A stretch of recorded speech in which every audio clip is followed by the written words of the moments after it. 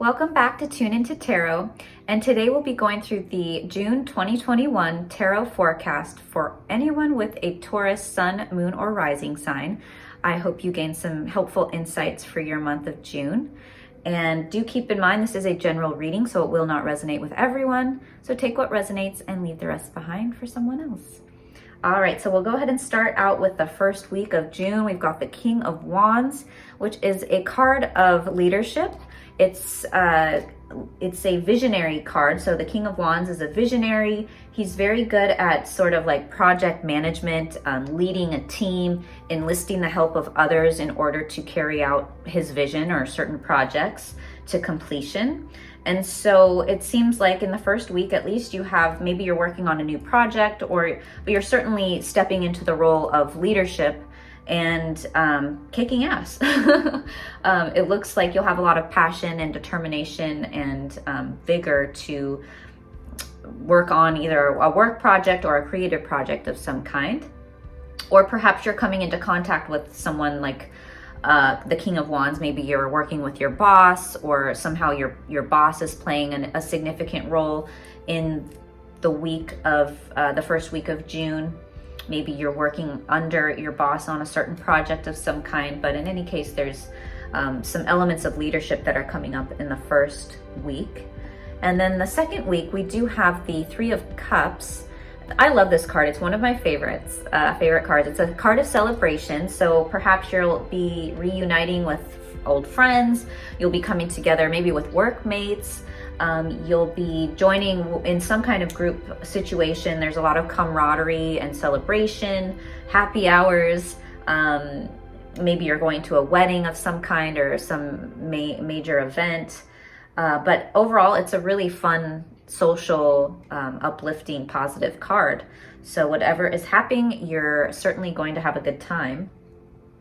And then in the third week, we've got the Queen of Pentacles reversed. And usually in the upright position, the Queen of Pentacles is a card that indicates someone who's very nurturing and a good provider, and kind of this superwoman element where you're the breadwinner, you're taking care of your family, you're a good friend, you're everything to everyone, and you're carrying it out very gracefully, and it's like you're superwoman. However, in the reverse position, you're taking this idea of providing to others, and you're turning it inward. So you're investing in yourself, you're nurturing yourself, you're taking time for yourself. And so it's important to do. You may find that you're investing or creating more of a sense of financial independence away from kind of joint investments, possibly. That could be a theme that's coming up in the third week. Queen of Pentacles, but it does seem to be more of a solitary card. So maybe you're just after this celebratory week in the second week of the month, maybe you're taking the third week of the month and just kind of spending more time alone. Now, the fourth week, we do have the Four of Cups. And this card suggests that there's an opportunity that might be coming in that you are not up to the task of taking on. It could be a love interest maybe that pops up in the last week of the month that you're just not that interested in, or not up to the task of going through the effort to go on a date and get to know this person. It may be a social engagement or invitation that you've been extended, and you're just not feeling up to the task of, again, going out and being social with people. Again, it's more of a solitary energy. And you're just, not feeling up to it. You're not in the right mental space or heart space.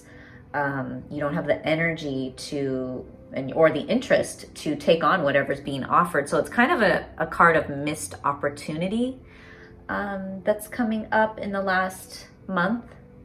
So the final words of wisdom from the Oracle, I did get two cards that popped out of the deck. So I went ahead and pulled both of them. The first card from the Oracle, which again are final words of wisdom to take into your month of June, we've got Lost in Space. So this is a card that says needing direction. And I'm going to go ahead and read directly from the guidebook here. This is number 36, Lost in Space. And I'm just gonna hold the card here while I read. So Lost in Space, feeling lost, needing direction and focus, a 24-hour day. Sometimes in life, we lose our way, perhaps falling prey to addictive behaviors, jealousy, comparison, resistance, or fear. This happens especially when we are up-leveling and genuinely changing for the better. A part of us hiding in the vast expansiveness of space wants to sabotage our progress. In the transformation process, our inner world no longer feels safe or inhabitable, as we find that our thoughts and beliefs have morphed beyond recognition. You may find yourself adrift in this way right now, unable to focus or determine the next step. You might be tired and simply need to regroup and rest. When you lack direction, the first thing to do is redirect your perspective of time. Like a newborn baby who needs swaddling to feel safe, you're invited to reduce your life visioning to the next 24 hours. Anyone can handle living in 24-hour compartments, which allows everything to feel grounded and manageable.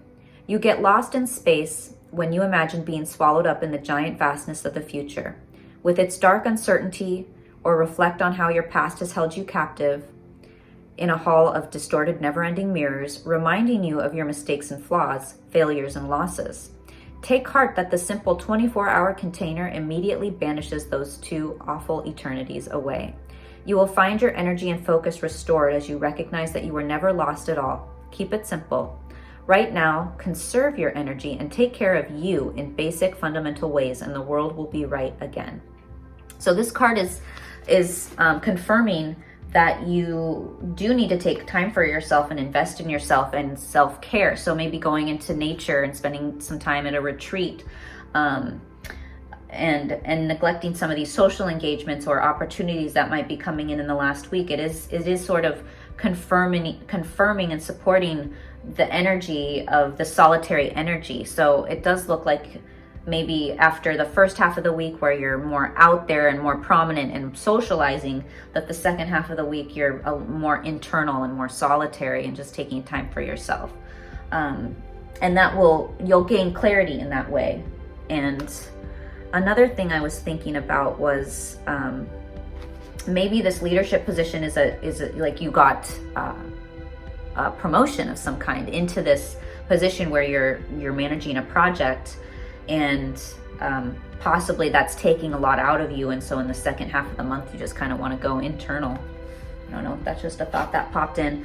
Now with the second oracle card that popped out, we've got a tidy house. So this is about clarity and organization. It's the first card of the deck. A tidy house, clarity and organization, a thorough inventory, an auspicious symbol. If your emotional world feels messy and unruly and you can't seem to get clear, it's time to see how your environment is affecting you. Although your inner world has a huge impact on what shows up in your outer world, the reverse is also true.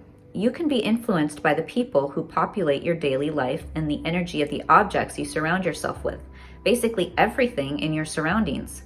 Now is the time for an inventory and full clearing of your environment. Ask for clarity from your relationships and do not make assumptions at this time. Clear and unambiguous communication is key. You may choose to let go of some people from your life when this shows up. This is a good thing.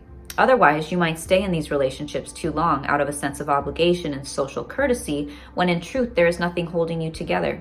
Be impeccable with your word, say what you mean, and be willing to make whatever changes are necessary to clean up your side of the street. If you know you are doing the right thing, it doesn't matter who has an opinion. That said, right now, once you are sure your proverbial house is a tidy one, there is a release of energy to begin new things, to enjoy life, and to know with certainty you are on the right path. So this idea that maybe there's a social event or engagement that comes in the last week that you're just not up for. Maybe you're sort of cutting off some social connections that don't feel supportive of your highest path. Or doesn't feel quite in alignment. Maybe these are toxic relationships that you're wanting to detach from.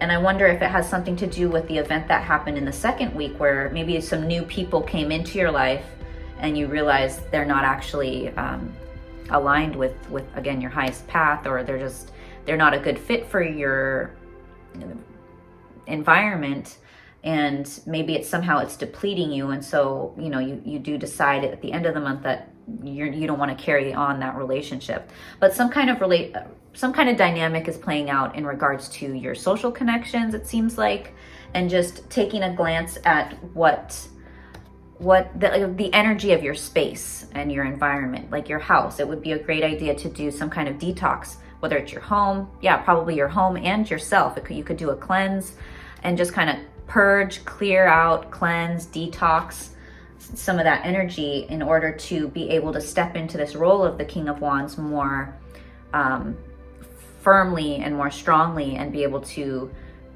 exemplify the King of Wands character to the highest degree possible.